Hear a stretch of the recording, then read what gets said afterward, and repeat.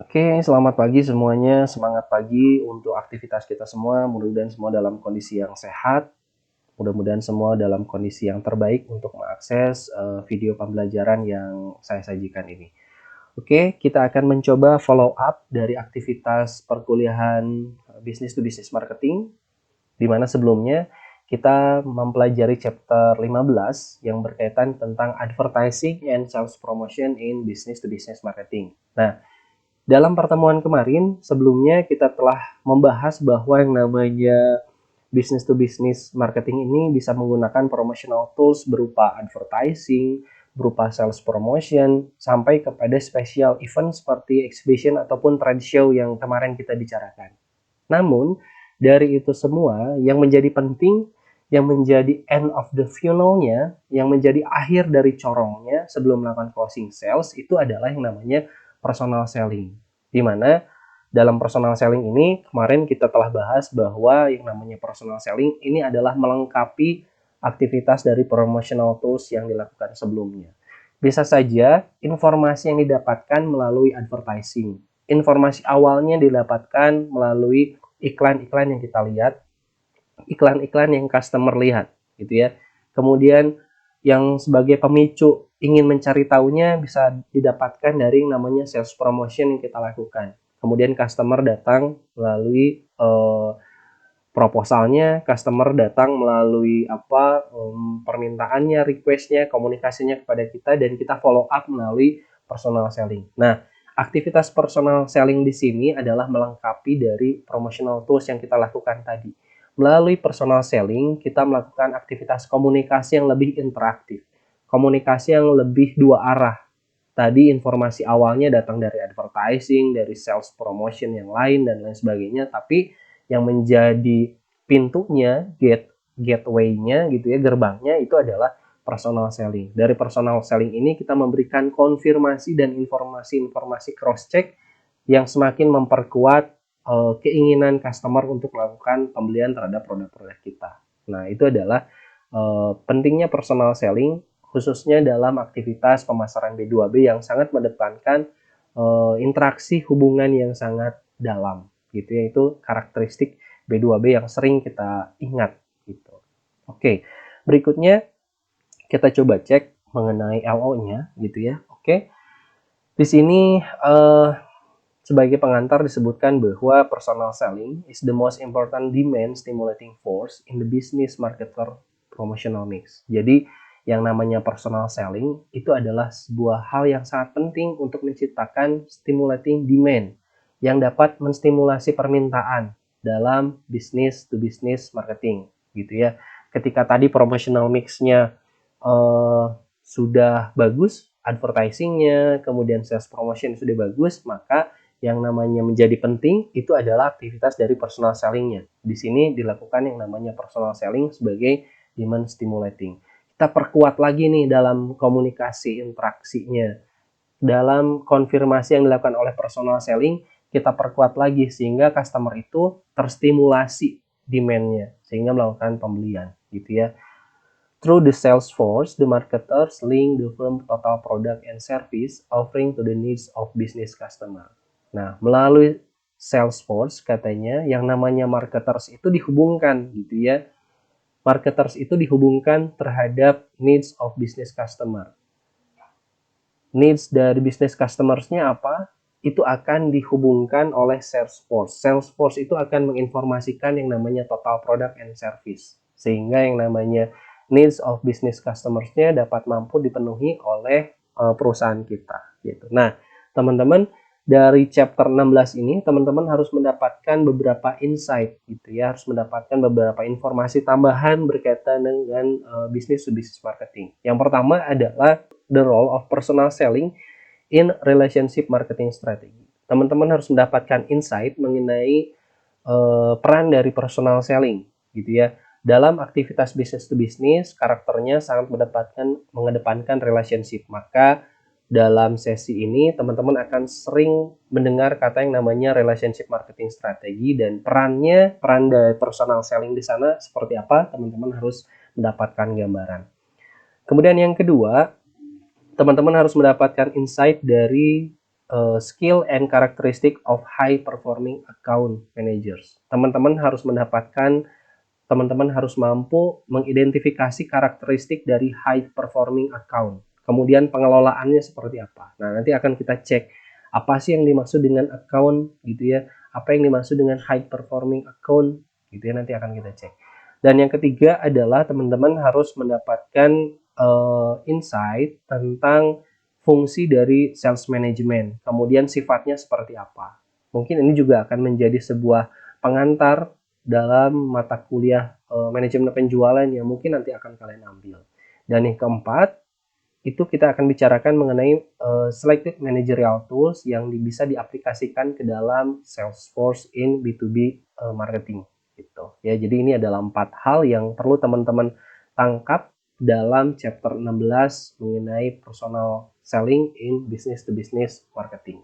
Oke, kita lanjut ke dalam pembahasan yang namanya relationship marketing strategy. Nah, pemasaran business to business gitu ya, ataupun industrial business itu sangat mengedepankan yang namanya relationship marketing.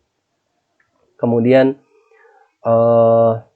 di sana yang memegang peranan penting ketika kita mengimplementasikan customer relationship marketing itu adalah seorang Salesforce atau seorang personal selling people gitu ya, sales people. Karena yang namanya sales people ataupun aktivitas dari personal selling kita lakukan itu menjadi sebuah bridging gitu ya, menjadi sebuah perantara dari perusahaan kepada customer, kemudian perantara dari customer kepada perusahaan. Jadi perannya sangat sentral. Nah, di sana dari firm to firm relationship gitu ya, hubungan dari perusahaan ke perusahaan tentu saja akan melibatkan interaksi individu yang sangat banyak gitu ya. Nah, dari interaksi individu yang sangat banyak ini, perusahaan harus mampu mengumpulkan hubungan-hubungan interpersonal yang ada dan melakukan development terhadap sebuah yang namanya relationship marketing strategi gitu. Supaya bisa mengetahui posisi satisfaction dari customer kita. Dalam bisnis kan kita harus selalu mengetahui bagaimana tingkat satisfaction dari customer kita. Kalau misalkan dari sana kita dapatkan insight, kita bisa mengarahkan strategi yang lebih baik lagi bagaimana caranya mendapatkan usaha-usaha yang lebih baik lagi gitu ya. Nah, ini adalah sebuah model dari relationship marketing yang dilakukan oleh perusahaan gitu ya. Di sebelah kiri di sini ada seller relationship marketing activities, kemudian ada prosesnya dan ada outputnya. Nah, prosesnya sendiri ini yang dimaksud dengan relationship marketing tadi, gitu ya, relationship marketingnya. Nah, ada 3 driver, ada 3 trigger yang mampu menciptakan yang namanya relationship marketing effectiveness. Yang pertama adalah relationship quality. Yang dimaksud dengan relationship quality itu adalah hubungan-hubungan relasi yang sangat mendasar, di mana di dalamnya terdapat yang namanya komitmen dan juga kepercayaan. Yang dimaksud dengan komitmen itu adalah keinginan untuk mempertahankan hubungan, sementara kepercayaan itu adalah evaluasi integratif atas tindakan-tindakan mitra kita. Jadi ketika mitra kita melakukan tindakan yang positif, tentu saja persepsi kita, tentu saja kepercayaan yang kita punya terhadap mitra kita itu juga akan semakin baik gitu. Nah, partner-partner yang tergabung dalam sebuah hubungan yang berkualitas ini itu merupakan sebuah aktivitas yang sangat positif karena satu sama lain bisa memberikan informasi yang lebih lanjut, informasi yang lebih banyak gitu ya. Kalau misalkan kita ambil sebagai sudut pandang penjual gitu ya, ketika kita melakukan aktivitas relationship yang berkualitas, kita bisa menangkap informasi-informasi yang disampaikan oleh customer kita. Sehingga kita bisa tahu lebih banyak customer kita itu butuh apa gitu ya. Ketika kita tahu customer kita membutuhkan hal yang lain, kita bisa melakukan yang namanya yang pertama cross-selling gitu ya. Kita bisa menjual produk kita yang lain untuk memenuhi kebutuhan customer-customer kita. Gitu. Kemudian yang kedua, manfaat ketika kita sudah melakukan relationship quality yang sangat baik, itu adalah kita bisa menempatkan harga yang pas. Harga yang sama-sama menguntungkan. Bagi penjual sudah mendapatkan keuntungan, kemudian bagi customer juga sudah mendapatkan keuntungan dengan kebutuhan yang terpenuhi. Nah, itu adalah sisi yang pertama dari relationship quality. Kemudian driver yang kedua ataupun trigger yang kedua, apa sih yang bisa menciptakan sebuah hubungan pemasaran yang efektif? Itu ada dalam yang namanya relationship breadth, gitu ya. Nah, kalau tadi relationship quality lebih mengedepankan kepada kedalaman, begini kedalaman hubungannya. Yang kedua ini relationship breadth ini adalah mengedepankan kepada keluasan hubungannya. Jadi yang namanya relationship breadth di sini bicara mengenai jumlah relasi interpersonal yang dilakukan, gitu ya. Jadi semakin banyak hubungan interpersonal yang kita lakukan dalam sebuah organisasi perusahaan, ada 1, 2, 3 gitu ya. Semakin banyak jumlah interpersonal hubungan yang kita lakukan, maka relationship breadth-nya juga semakin luas. Nah, hal ini juga menjadi penting karena yang namanya posisi ataupun orang dalam perusahaan, dalam organisasi itu kan tidak konstan. Sering sekali yang namanya perubahan posisi, perubahan jabatan, kemudian ada yang namanya rotasi dan lain sebagainya. Sehingga ketika kita mampu melakukan jumlah relasi interpersonal yang banyak, kita akan aman. Yang biasanya misalkan kita kontak terhadap divisi pembeliannya, tapi divisi pembeliannya orangnya sudah pindah ke divisi lain, kita masih bisa kontak dengan orang yang berada dalam divisi berbeda dan kita bisa meminta informasi orang yang berada di divisi pembelian, gitu ya. Itu adalah fungsi dari kita melakukan yang namanya relationship breadth. Kemudian yang ketiga, driver yang ketiga ketika kita bicara relationship marketing itu adalah berkaitan dengan relationship composition. Nah, relationship composition ini berkaitan dengan pengambilan keputusan. Semakin baik portofolio mitra kita, gitu ya, portofolio mitra kita yang berada dalam posisi pengambil kebijakan, tentu saja hubungan yang kita lakukan itu akan semakin efektif dan efisien.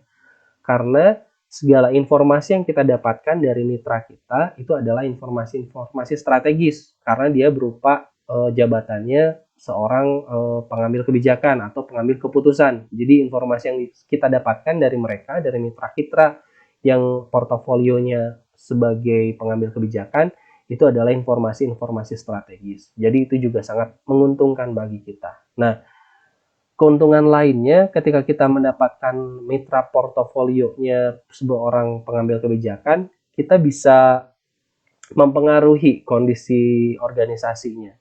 Karena kita sudah mengetahui informasi-informasi strategis, kita bisa tawarkan hal-hal yang bisa kita lakukan untuk mengimprove ataupun untuk menutupi kebutuhan-kebutuhan dari organisasinya. Sehingga kita bisa menjadi partner yang strategis bagi mereka. Gitu. Nah, dari ketiga variabel ini memunculkan sebuah kondisi hubungan yang lebih lanjut lagi. Ada yang namanya relationship strength dan ada yang namanya relationship efficacy. Oke, kita bahas dulu yang pertama mengenai relationship strength.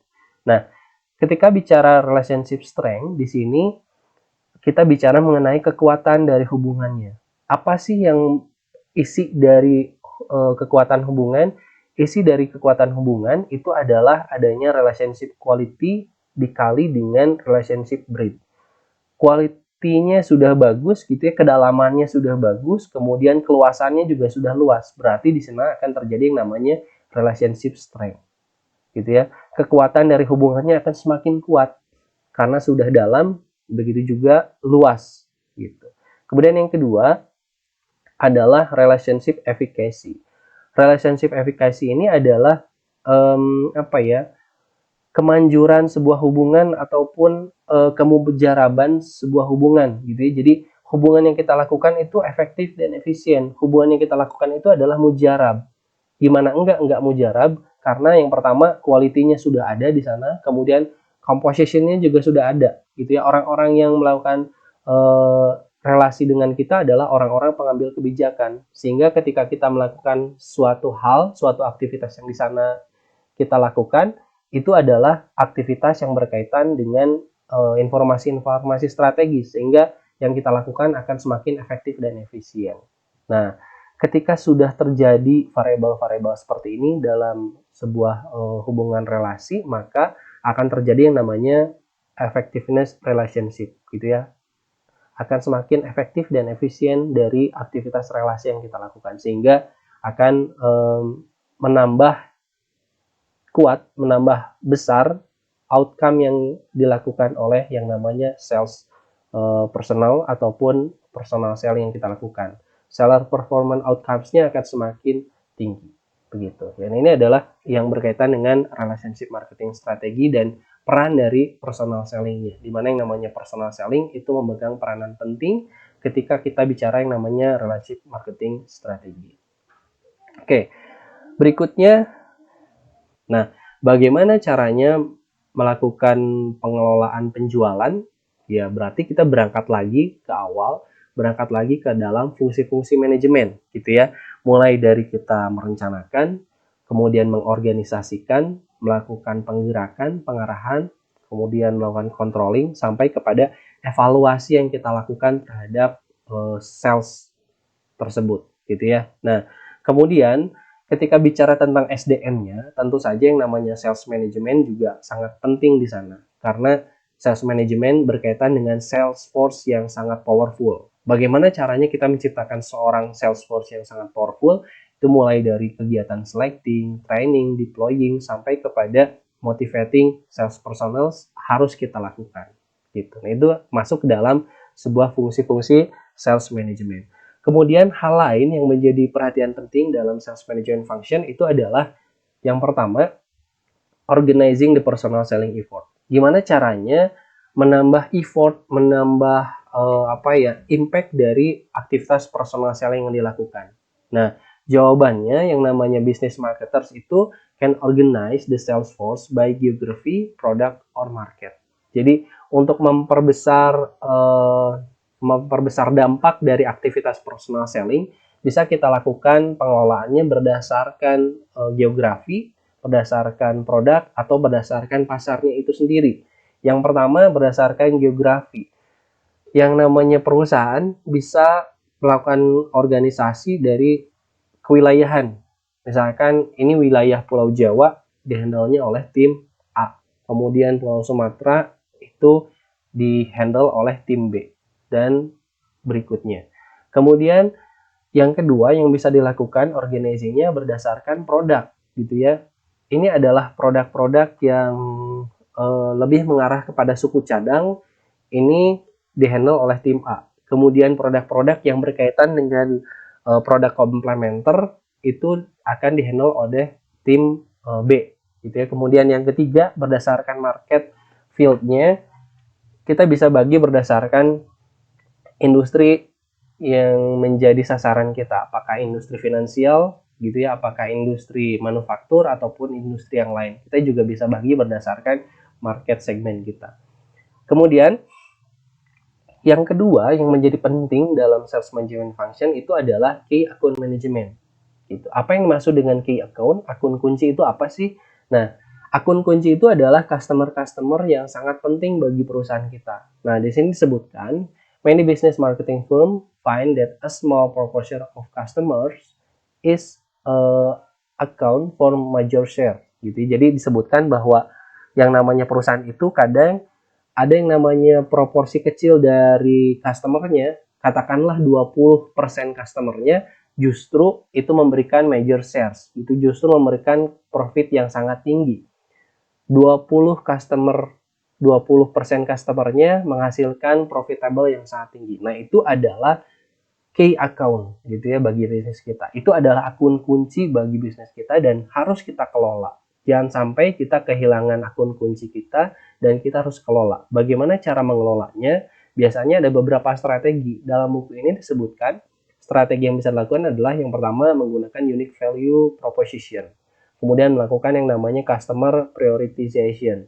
Dan yang ketiga adalah kita membedakan hubungan antara key account dengan regular account. Jadi kita harus membedakan tadi customer kita mana yang berada dalam level gold, mana yang ada dalam level silver, dan kita harus bedakan keduanya. Nah, ini strategi ini juga berkaitan dengan the distinctive characteristic of high performing account manager. Kita harus melakukan pengelolaan yang berbeda, gitu ya. Orang yang melayani customer yang seri gold itu adalah orang yang berbeda dengan orang yang melayani dengan customer dalam cluster silver ataupun bronze. Jadi biasanya dibedakan seperti itu ya. Level manager ke atas biasanya ini melayani customer-customer yang berada di level gold, dan manajer ke bawah itu melayani customer-customer yang berada di silver ataupun bronze customer. Kurang lebih seperti itu. Oke. Berikutnya adalah mengenai model for B2B Salesforce Management. Nah, di sini yang namanya Salesforce dalam B2B itu berkaitan dengan banyak variabel gitu ya.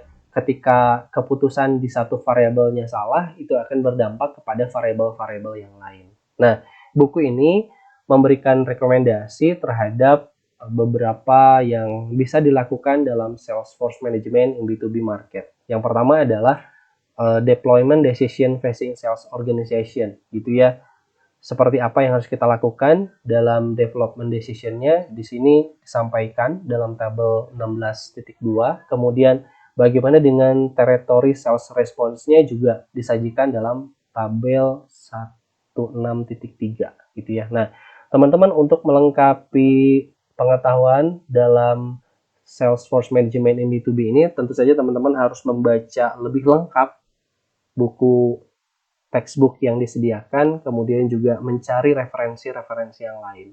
Nah, mungkin sampai di sini yang bisa saya sampaikan sebagai video pengantar. Mudah-mudahan bisa menjadikan kepenasaran bagi teman-teman sehingga mau membaca lebih banyak dari textbook yang telah disediakan. Kemudian teman-teman mau mencari referensi ataupun informasi-informasi tambahan yang berkaitan dengan sales person, sales force dalam bidang B2B marketing. Gitu ya. Terima kasih atas perhatiannya. Assalamualaikum warahmatullahi wabarakatuh.